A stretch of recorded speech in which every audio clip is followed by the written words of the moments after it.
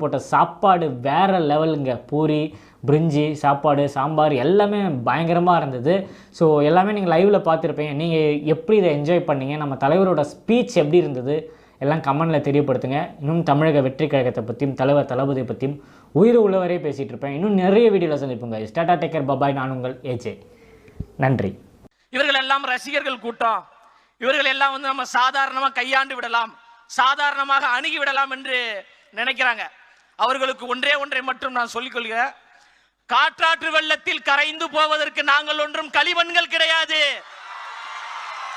அந்த காற்றாற்று வெள்ளத்தின் திசை வழி போக்கையே மாற்றக்கூடிய கரும் பாறைகள் என்பதை யாரும் மறந்துடாதீங்க. அவர் என்ன சாதாரண தலைவரா? அவர் என்ன சாதாரண தலைவரான தமிழ்நாட்டில் சரித்திரத்தை ஏற்படுத்தக்கூடிய ஒரு தலைவர்.